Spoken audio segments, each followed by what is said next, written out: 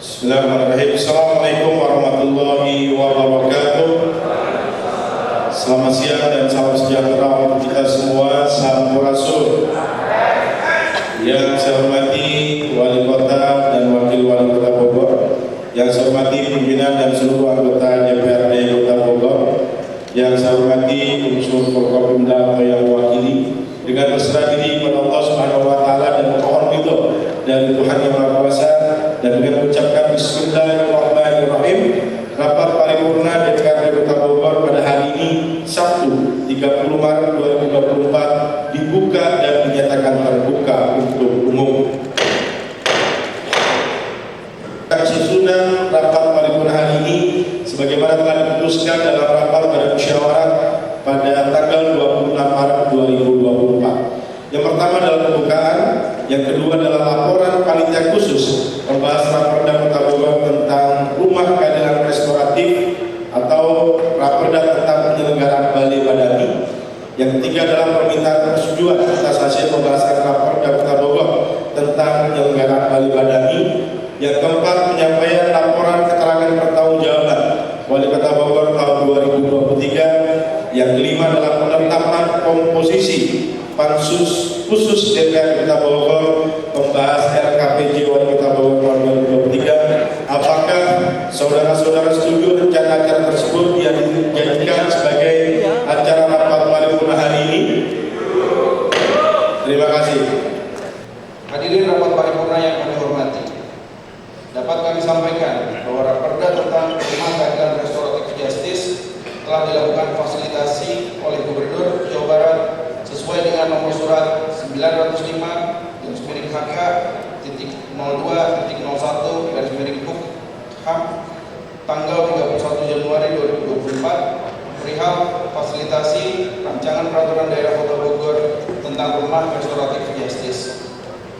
Dalam hasil fasilitasi Gubernur tersebut terdapat perubahan pembahasan, salah satunya yaitu judul yang semula Raperda tentang rumah keadilan restoratif justice berubah menjadi Raperda tentang penyelenggaraan Balai Badami.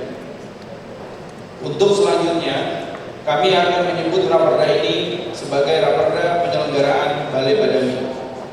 Perubahan judul dikarenakan kata restoratif hanya dikenal dalam tindak pidana sebagaimana diatur dalam Peraturan Kejaksaan Nomor 15 Tahun 2020 tentang penghentian penuntutan berdasarkan keadilan restoratif yang dilakukan oleh penuntut umum dan Peraturan Kepolisian Nomor 8 Tahun 2021 tentang penanganan tindak pidana berdasarkan keadilan restoratif, sehingga urusan pidana merupakan kewenangan aparat penegak hukum yakni kepolisian dan kejaksaan. Sedangkan dalam pembentukan rancangan peraturan daerah ini dimuat juga hal-hal yang merupakan muatan lokal sebagaimana dimuat dalam pasal 3, pasal 4, dan pasal 6 rancangan peraturan daerah ini, yakni keinginan pemerintah Kota Bogor dalam membantu masyarakat dengan memberikan perlindungan hukum dan membantu menyelesaikan permasalahan hukum baik pidana, perdata maupun tata usaha negara dengan menyediakan tempat bagi masyarakat untuk melaksanakan a. penyelesaian perkara-perkara di luar pengadilan, b. sosialisasi atau diseminasi hukum, c. konsultasi hukum, d. tempat konsultasi hukum, e. kegiatan yang berkenaan dengan hukum dan lainnya. Konsekuensi dari perubahan judul tersebut, maka dalam batang tubuh dalam penjelasan Raperda telah disesuaikan. Ide penyelenggaraan Balai Badami merupakan dapat direalisasikan penyelesaiannya non peradilan dan dapat mendekatkan nilai-nilai keadilan, musyawarah, persatuan di dalam masyarakat, dan kemanfaatan hukum untuk keharmonisan dan kedamaian dapat terwujud. Raperda tentang penyelenggaraan Balai Badami telah dibahas oleh panitia khusus bersama dengan pemerintah Kota Bogor yang diwakili oleh Bagian Hukum dan HAM Setda Kota Bogor dengan hasil pembahasan 1. Berdasarkan hukum, beberapa dasar hukum disesuaikan dengan hasil harmonisasi Kanwil Kemenkumham Provinsi Jawa Barat. 2. Ditambahkan bab atau pasal baru yang mengatur secara eksplisit batasan atau syarat minimal denda atau ancaman kurungan dari tindakan melawan hukum yang dapat diselesaikan secara mediasi di dalam rancangan peraturan daerah ini. 3. Rancangan peraturan daerah tentang penyelenggaraan Balai Badami telah dilakukan penyempurnaan sesuai hasil fasilitasi gubernur.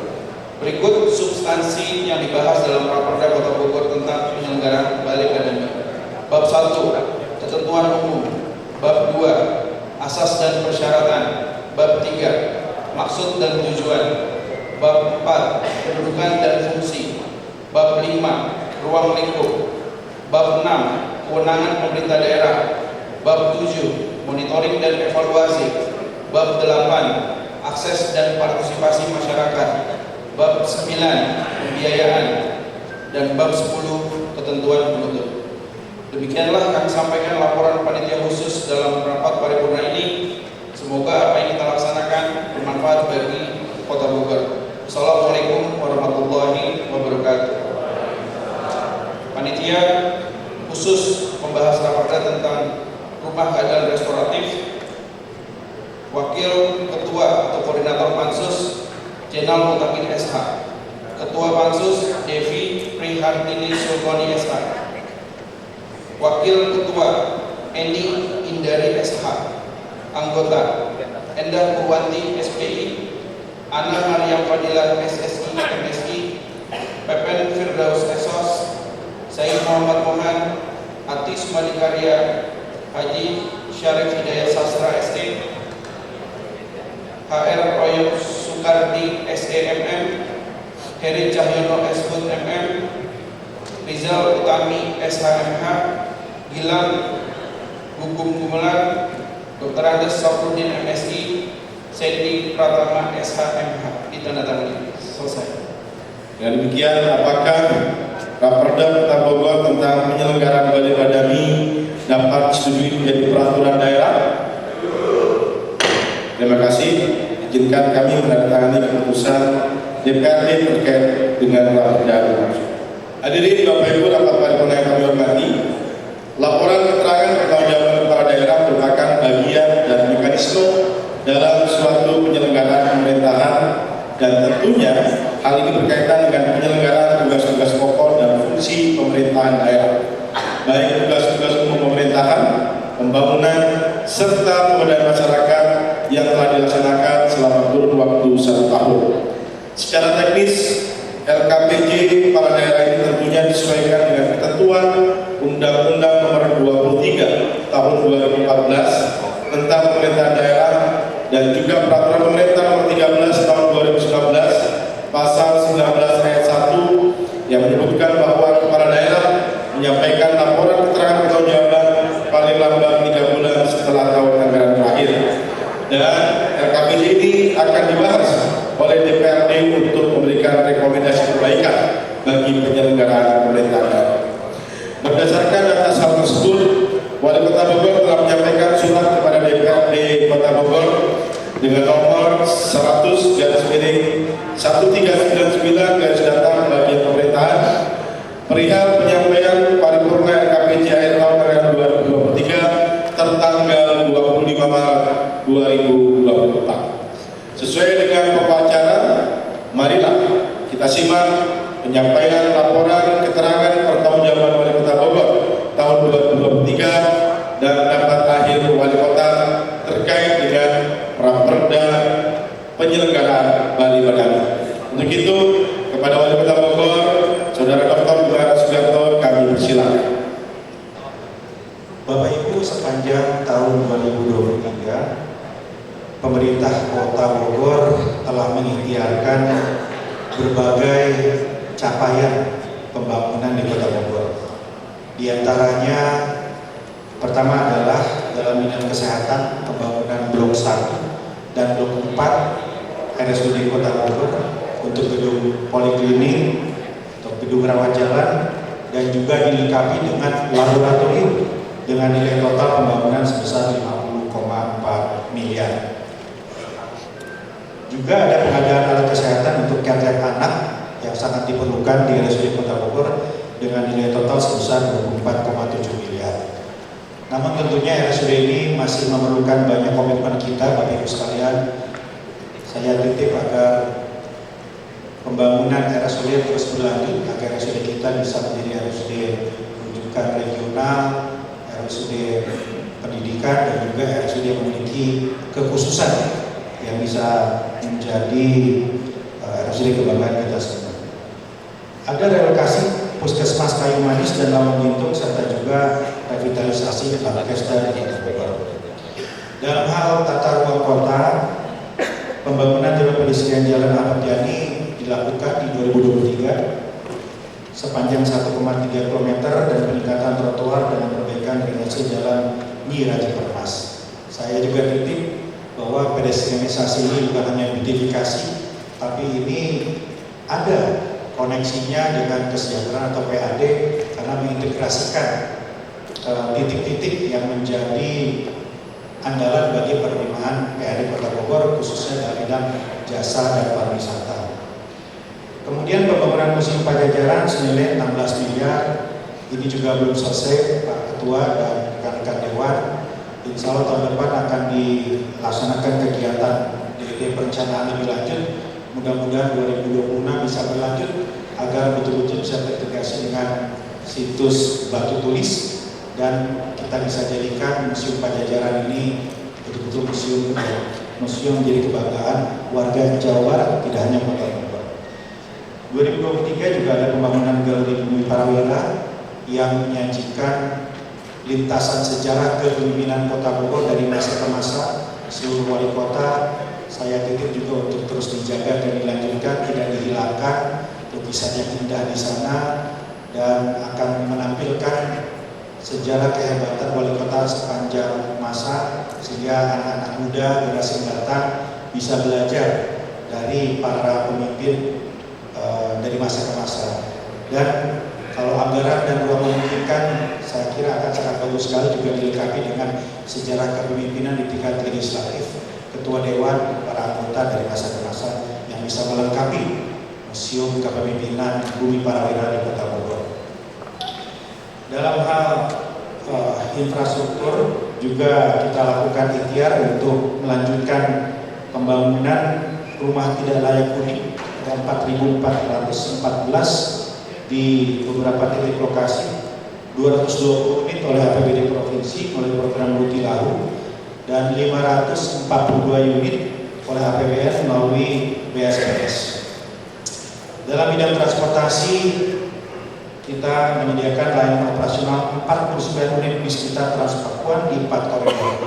Ini juga memerlukan ikhtiar terus berlanjut. Kota Bogor memang saat ini menjadi percontohan rekan-rekan sekalian dari program BPS dianggap terbaik di Indonesia, tapi tentunya perlu upaya keras mengingat ke depan akan ada kebijakan untuk mengalihkan pembiayaan, tidak semua dari pusat, tapi subsidi itu bisa digelontorkan baik oleh provinsi maupun kota. Kita harus mengantisipasi itu agar bis kita ini tidak saja bertahan tapi juga berkembang. Dan insya Allah tanggal 4 Maret minggu depan Pak Ketua dan para anggota Dewan yang saya hormati, kita akan meluncurkan angkot listrik pertama di Indonesia. Akan ada 5 unit dulu yang akan berhenti di 30 titik khusus. Jadi angkot tidak berhenti sembarangan, angkot berhenti di 30 titik khusus dan juga pembayarannya dilakukan secara non tunai dengan tarif Rp5.000 saja.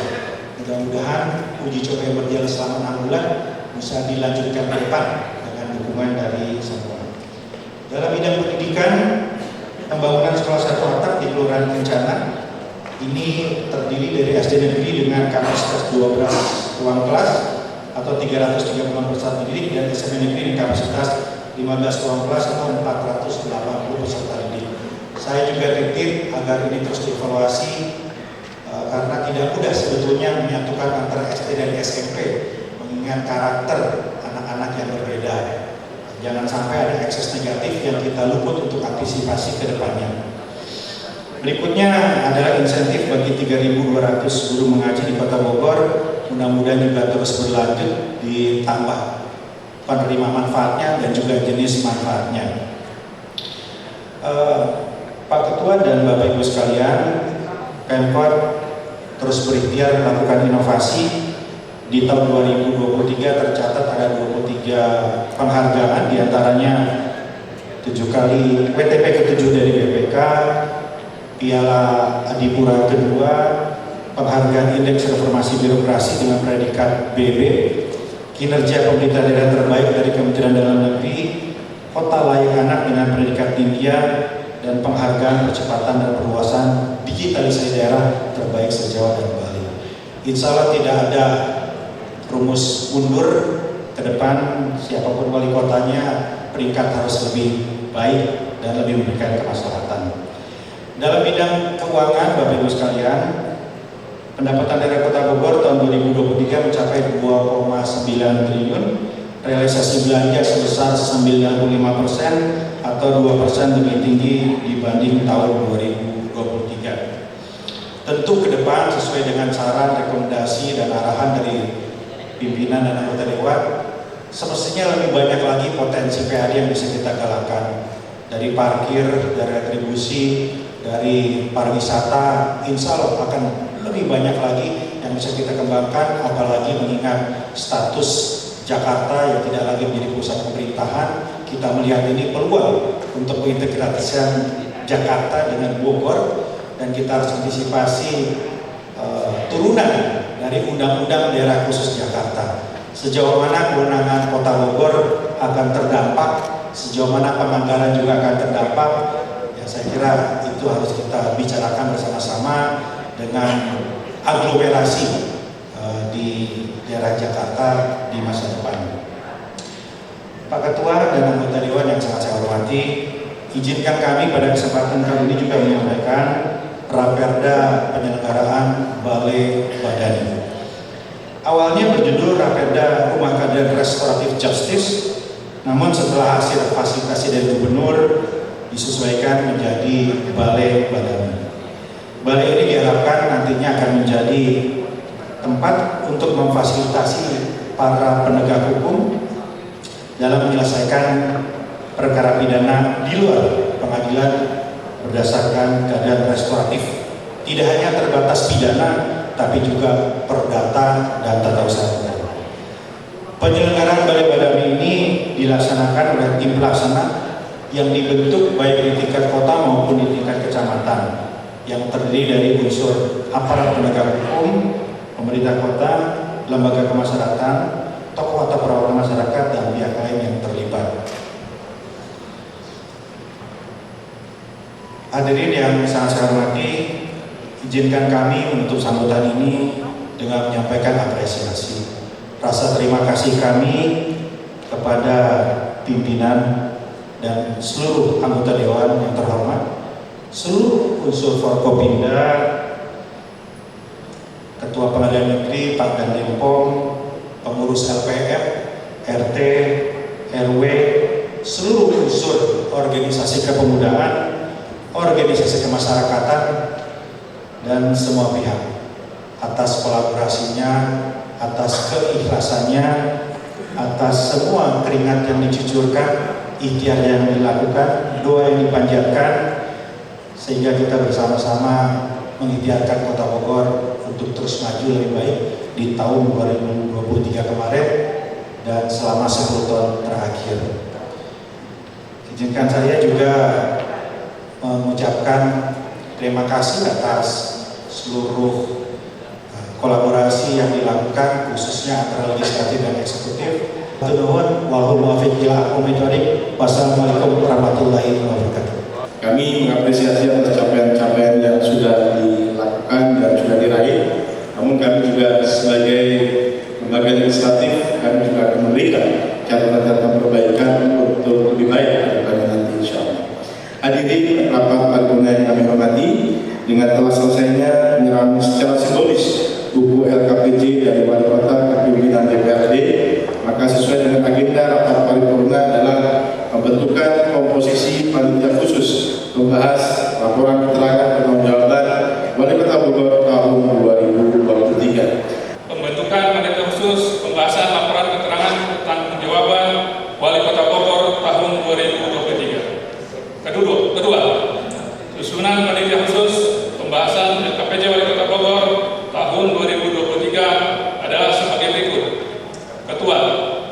Ahmad Aswandi Esa. Wakil Ketua Said Muhammad Mohan. Anggota 1. Haji Mardianto SPI MM. 2. Endah Purwanti SPI. 3. Haji Muhammad Jenal Abidin SPDI. 4. Hajah Erlaniasari SAP. 5. Ujang Sugandi. 6. Haji Royok Sukardi SMM. 7. Dari Cahyono Esut MM. 8. Anita Dimasari Mohan SMSI. 9. Haji Mulyadi Esa. 10. Rijal Utami Esa MA. 11. Muhammad Restu Kusuma. 12. Ahmad Rifki Alidrus Esa. 13. Fajari Arya Sugiarto Esa. Acara selanjutnya adalah permintaan persetujuan dari hadirin rapat paripurna terhadap komposisi pansus yang telah dibacakan. Apakah komposisi panitia khusus membahas laporan keterangan pertanggungjawaban Wali Kota Bogor tahun 2023 dapat disetujui? Terima kasih. Selanjutnya izinkan kami untuk menandatangani keputusan dimaksud. Dengan telah ditetapkannya komposisi pansus membahas LKPJ Wali Kota Bogor tahun 2023, maka nantinya DPRD Kota Bogor melalui pansus akan bersama dengan pemerintah daerah membahas secara lengkap untuk menghasilkan rekomendasi terkait dengan LKPJ Wali Kota Bogor tahun 2023. Pada kesempatan ini, izinkan kami atas nama pimpinan dan seluruh anggota DPRD Kota Bogor menyampaikan bahwa masa jabatan Wali Kota Bogor periode 2019-2024 akan berakhir pada tanggal 20 April 2024. Untuk itu, dengan ini kami memberikan apresiasi dan penghargaan yang setinggi-tingginya kepada Wali Kota Bogor dan Wali Kota Bogor atas keberhasilan membawa Kota Bogor selama 5 tahun terakhir, dan khususnya kepada Wali Kota Bogor yang telah memimpin Kota Bogor dengan baik selama 10 tahun terakhir dengan berbagai capaian prestasi yang membanggakan, merubah wajah kota, memberikan pelayanan terbaik kepada warga, sekaligus juga capaian-capaian prestasi termasuk Adipura yang telah berpuluh tahun belum masuk akhirnya kembali ke pangkuan Kota Bogor. Kami mendoakan agar Bapak Bimaria senantiasa diberikan kesehatan dari Allah Subhanahu wa taala, dimudahkan segala urusannya, dilindungi dan kemudian dirahmati untuk seluruh keluarganya, dan senantiasa diberikan rahmat dan karunia oleh Allah Subhanahu wa taala. Dan kami doakan semoga kiprah selama 10 tahun terakhir menjadi pahala terbaik untuk menghantarkannya sebagai salah satu penduduk surga Allah Subhanahu wa taala. Kami juga doakan semoga Wali Kota Kang Bimaria bisa mendapatkan capaian-capaian yang lebih besar lagi yang menjadi kebanggaan Kota Bogor yang kita cintai. Dengan mengucapkan alhamdulillah